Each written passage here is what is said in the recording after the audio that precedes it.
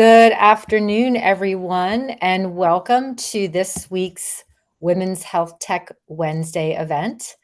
And I am very pleased to be joined this afternoon by Lisa Suennen, who is the managing partner of the American Heart Association Ventures at the American Heart Association. Welcome, Lisa, and thank you for joining today. Hello there. Great to be here. We're very pleased to have you join. And I know this is the first time you've actually joined one of our events. So, really happy to have you a part of our session. As we, our Women's Health Tech Wednesday events are weekly, and we are very much focused on shining a light on women's health and the needs and the gaps that we have in this space, and those who have a very specific focus on supporting, advancing, and really driving a focus on improving women's health through technology. So I think it's great to have you here to talk about the work that you're doing at the American Heart Association. Before we jump into sort of the questions that we have, would you like to share a little background on your role at the American Heart Association in the Sure. ventures area? Yeah, sure. So I lead a group called American Heart Association Ventures, which has four programs in it. One is the Go Red for Women Venture Fund. We invest in health for women. And everything we do, by the way, is focused around cardiovascular and brain health and conditions that relate to them. So things that cause cardiovascular or brain conditions as well. So it's much broader than just specific diseases of the heart and brain that we're focused on. So we have the Go Red for Women Venture Fund, investing in Series A and B companies. We have a social impact venture fund, which focuses on social determinants of health organizations that address everything from food security to economic empowerment of various kinds to access to quality healthcare for rural and other underserved populations. We have That's a great. venture studio called Studio Red, which is an incubator of new businesses. And we have a joint affiliation with a company called Affilion, which is a venture fund. And we developed a fund together called Cardiation Capital, which does medical devices broadly for cardiovascular and brain health. That's fantastic. And I really appreciate your focus on women's health. Not a lot of times when we hear and talk about women's health, it's very much focused on the reproductive health and fertility areas, as well as menopause and things like that, that tend to be more female specific, which makes a lot of sense and it's very, very important. But cardiovascular disease is the number one killer of women, and we don't really understand enough about why that is. And Yep. so, really appreciate the work and the focus that you're doing in cardiovascular as well as beyond that. And it's so very important to shine a light on these areas that sit outside the typical places that we think about when we think about women's health. Agreed. Can you tell us a little bit about, your career journey? How did you get to the role that you're in now at the American Heart Association? Yeah. So I've been in healthcare for over 30 years. I started as an entrepreneur after a bit of a career in tech. So I'm one of those tech people that crossed over. We But need back you. We need more of you. Well, maybe we do, maybe we don't, but we need some for sure. Um, and I joined an early stage startup that was working on mental health and substance use care. Was very fortunate to have a great experience there as an executive, and the company grew from pretty much nothing to about 800 million in revenue over time. We took it public, we sold it. It was a great experience. And what it really taught me was the importance of aligning financial and clinical incentives, no matter what business of healthcare you're in. And I started from there and I co-founded a venture fund called Silos Group. And since that time, that was in the late 90s, I've been back and forth between venture and operations a few times. Um, and one of the things I did along the way was help the American Heart Association start their first fund, Cardiation, as a consultant. And later, many years later, the CEO, who's Nancy Brown, who's really a force of nature, if you don't know her, asked me to come back and help expand the program significantly, and here I am. Well, fantastic. That's an amazing background and career journey. And like I said, I really do believe we need more expertise from the technology side to bring it into the healthcare space and really marry the science with the healthcare and the medicine and the science to really help accelerate the interventions that we need that can really, solve for more people's problems and support greater equity and improve overall outcomes. So so glad that you've made this career shift. So thank Thank you. you.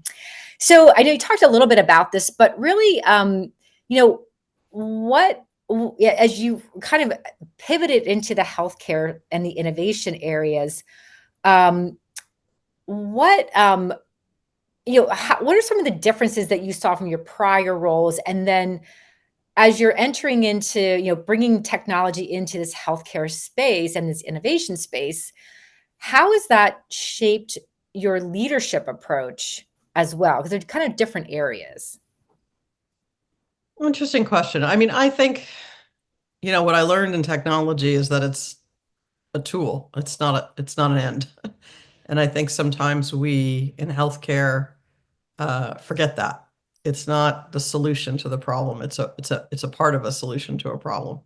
And that really great businesses need to start with a real problem validated by people who aren't yourself, by the potential customers, by a broad array of people from different backgrounds and experiences. And, so for me, the leadership that I bring to this discussion is, are we looking at something that's cool technology that somebody fell in love with, or are we looking at something that actually solves a problem and delivers an outcome that, again, aligns the incentives of all the people who are touched by it in a meaningful enough way that somebody would pay for it?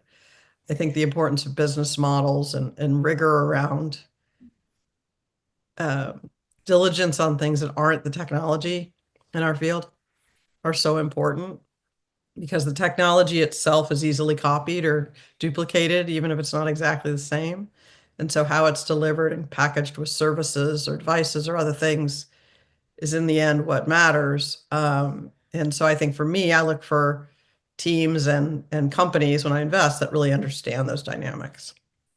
Yeah, and I mean, I think you said something really important because I see, at Hit Lab, we work with a lot of startups and we're very much focused on the technology space in the startup area as well as other areas. But I see this even with larger organizations, they become enamored of the shiny object, and at the end of the day, the technology is an enabler to solve for the problem. And it reminds me of a quote. I say this all the time, but Peter Diamandis, who's a co-founder of Singularity, he always says, become enamored of the problem, not the solution. And you have to really understand that problem in order to be able to solve for it with the technology or the science. But those two things plus the human experience need to come together to really Mhm. to really create the right solution. So Yeah, really, really interesting. And I think again, that's an important message to really pull through to the audience here. for sure. Um, so talking a little bit about the venture space, what were some of the pivotal transitions in your career that moved you closer to the venture capital side as it relates to health impact? Well, it's so interesting. I mean, I came to venture like many do by accident. Wasn't my career plan in any way, and I lucked into a job that I didn't even know was going to be good, and took it because I knew the people, and turned into a great career for me. Um, but I think it's an interesting lesson because I think a lot of people believe nobody can do this unless they went to Harvard or Stanford or MIT or whatever. I have a master's in political science, so that's useful. Well, it is for politics anyway. Um, I found myself in a field where all of the language was um, alien to me. Everything about it. I had been running large, divisions of companies and had a lot of experience, but I still didn't know what a lot of the words meant in the venture side. And it took me a couple of years to really feel conversant in all of it. So I think, for those who wish to be in the field directly, it takes time. It's not, it's a craft and a, it's a role that takes learning, and you don't learn it overnight. And for those who have to interact with venture capitalists, I mean, there really is a reason we do the things we do. I mean, yes, sometimes people aren't very nice or helpful, but that's true in all places. And understanding how our business works and how we're incentivized and how we're motivated is also important for the entrepreneurs. Absolutely. And in your role as with the venture capital hat on, obviously we have an audience here that's very, very much focused on many times getting investment for their innovation or being a potential investor, whether it's angel or corporate or whatever. From the work that you do, how do you sort of evaluate, um, if as you're looking to invest, how are you evaluating the potential companies out there? What are some of the key, I know it's a big question, but like, are there some key components that you're looking for, or key data points or facts or trends or whatever that make you see one area of opportunity more have more potential than another? Well, if we're talking about the health tech, digital health field specifically, yes. For me, there's some general things that apply to all companies. The quality of the people and their ability to demonstrate creativity, resilience, and the like is a key thing. And honesty and trustworthiness, and that they have an interest in partnering, because I think you're going to sit with your VCs for a very long time. It's a relationship like any other. It's not transactional, or it shouldn't be. And so you have to feel like that relationship is good in two ways, in a two-way type of way. On the specific side, I would say in digital health and health tech, you really got to understand what problem you're solving. Again, not to belabor that point, but there's so much technology. It's so much competitive action in every single field. For every one scribe company I see 40. For every, one AI for whatever thing, I see 100 of them. So you have to really understand how they're getting traction, what their business model is, and is it legitimate from the eye of the buyer. Um, we generally don't invest in digital health type companies that don't have some revenue from multiple sites, that's repeatable. Because that is really the hardest thing in this field, is getting adoption. Hmm. And the motivations for the buyers, whether they be payers or providers or, individuals, whomever it may be that the target is, most people would just rather not. So there has to be something really special about what the thing is to get it purchased. Yeah. Well, I think just something I want to reiterate that you said I think is very important. I think, as startups or early stage innovators who are looking for investors and investment, a lot of times, obviously, you're very focused on what the solution is and making sure you have your evidence and making sure you have that story there. But what you really highlighted is the fact that it's the people, right? It's the Yep, people that make the company, always. and being able, you're going to invest in not just their solution, but the people themselves. So you have to have that trust, and you have to be able to feel like you can work with them, that there's a collaboration. I think that's really, really important. And I love the fact that you highlighted that number one. So I think that makes a lot of sense. And it's important information for people. Venture relationships last longer than most marriages, so they really, they really gotta So make work. sure you have the right partner. Right. Exactly. That's Uh, great. That's great. As you're evaluating these, like in the healthcare startup space, things are changing, right? How it started off in the 90s to where we are in 2025, has your approach to the healthcare startup space evolved based on trends or COVID implications and things like that? Anything that has evolved in how you're thinking about evaluating startups or the healthcare tech space, I should say? um, well, some of the things that have evolved and changed over the years is the ubiquity of virtual capacity now, more the almost ubiquity of it. The ubiquity of Epic that didn't exist back then. There are many EMRs. Yep. The focus on AI, which is extraordinarily poorly adopted and extraordinarily poorly performing by and large in healthcare, except in very discrete Right. administrative places. Um, these are new things. There's always new things. There's always some, trend, and there's both trends, and for every trend, there's some really good in it, and there's a lot of lemmings. And Hmm.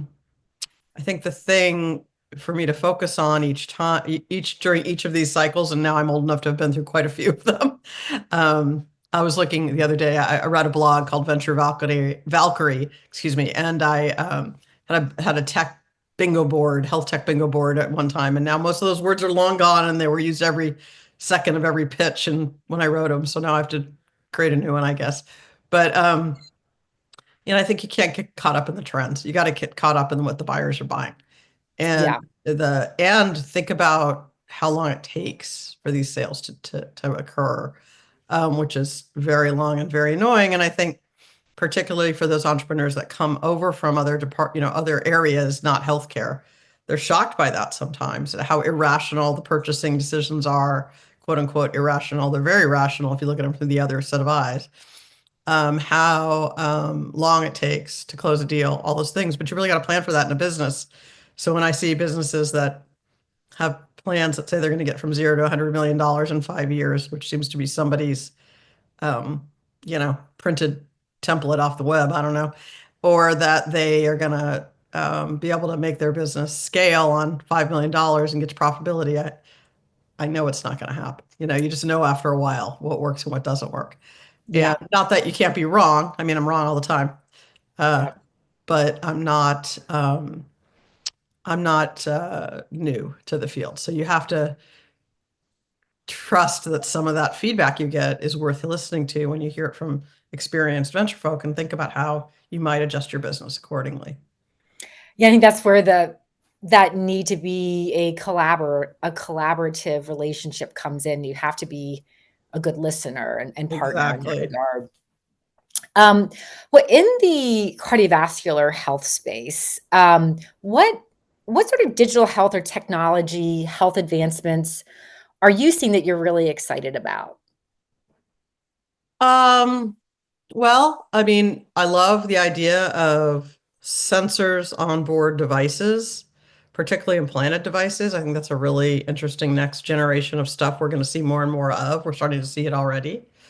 Um, but not just to track stuff. I mean, I see many companies that are tracking, for instance, blood pressure continuously, but for the most part, you don't need to track blood pressure continuously.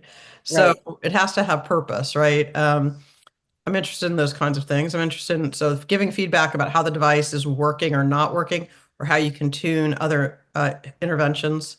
I'm interested in certain types of virtual care, particularly to fill in gaps. I mean, we have 50% of US counties do not have a cardiologist. I mean, that is tragic. So figuring out how to get good cardiology and neurology care to people quickly is still important. You got to figure out how to do it without getting too point solutiony, which is tough. Mhm. Um, but that's very interesting, I think. Yeah. I also think diagnostics for as we're thinking about the Women's Fund, for instance, diagnostics that are meaningful to identify heart conditions in women like Anoka and Minoka, to help better diagnose so you can better treat things like endometriosis, which causes a 20% increase in strokes, Mm. vascular disease, things like that. So diagnostics that have treatment attached to them so you can adjust the treatment well. Those are the kinds of things I'm looking at right now.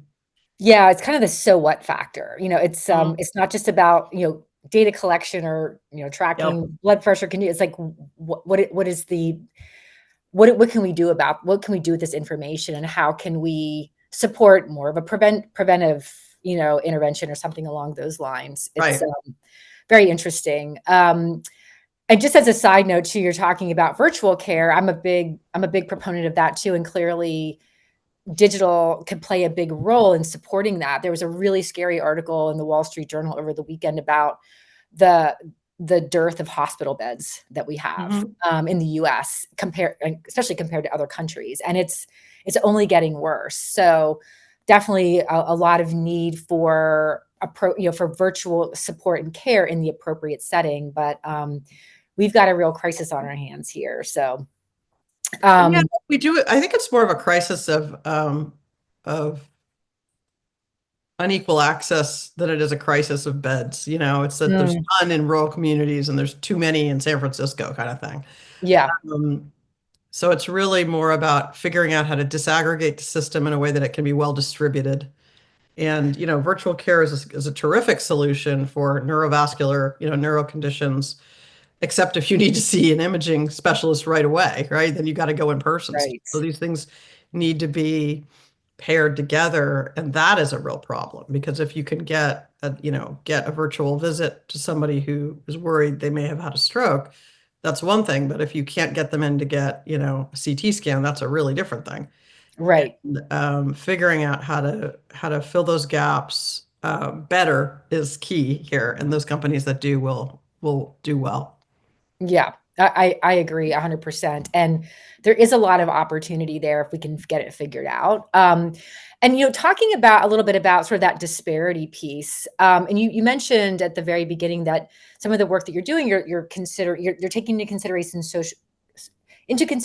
social determinants of health, Yes. which play an overwhelming role in a person's ability to get access to healthcare or even manage themselves. Yep. Can you talk a little bit about the work that you're doing in that space Yeah. and how you're incorporating that into some of the evaluations or the investments that you're doing? Absolutely. Well, we have, like I said, multiple funds, and the Health for Women Fund, Go Red.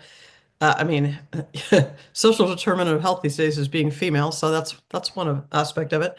Um, but we have a separate fund, the Social Impact Fund, that looks specifically for companies that are addressing these challenges. We do both grants and equity investments in that fund, and we are looking specifically for things that are addressing food insecurity, um, specialty food as medicine needs in the key areas we think about.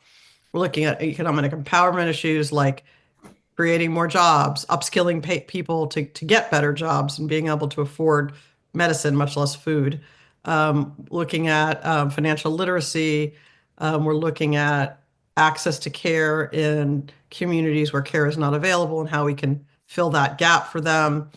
Looking at things that address different languages and cultures. So we're very much laser focused on only those kinds of issues in that fund. Um, and we invest quite frequently. I mean, we make probably 2 to 3 investments a month in that fund. That's earlier stage. It's more series, kind of seed to A. We probably invest about 10 million a year, more or less, or grant combination grant and invest 10 million a year. And if you go on our website at AHA Ventures, you can see all of the things that we've supported. But for us, it's really about finding organizations that understand the communities in which they're working, that are scalable and sustainable over the long term, and that are kind. Yeah.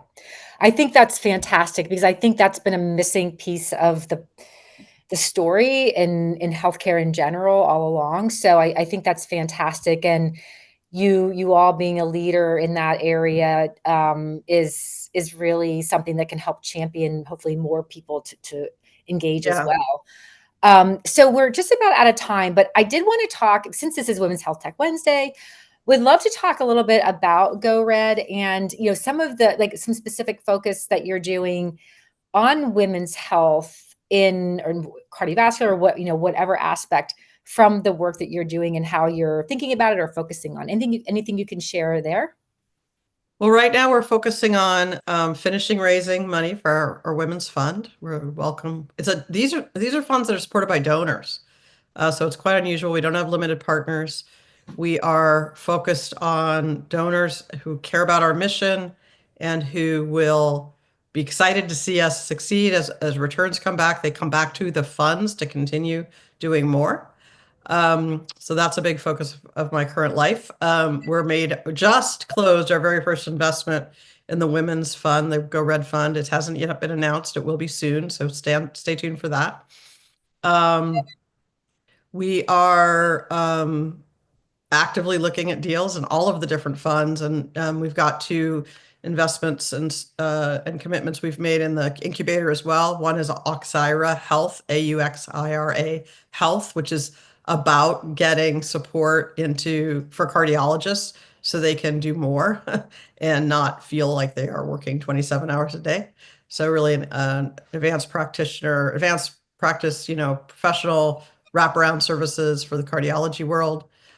So we got a lot going on. We're excited, and our full team is now together, and we are rocking and rolling. So we're always eager to chat with people, and if it's not me, I'll get you to the right person in my group who will hear you out.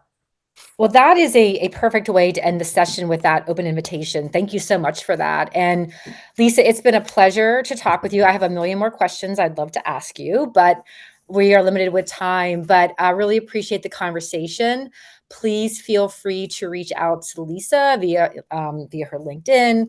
And really appreciate the audience attending today. And please feel free to tune in again next Wednesday at 12:30. But Lisa, thanks again. It was a pleasure to talk with you, and I would love to follow up the conversation with some future discussions with you. That'd be great. Well, I just put the link to our fund in the chat, so hopefully people will take a look, and really appreciate the opportunity to be on here today. Awesome. Have a great rest of the week. Take care. Bye. Bye.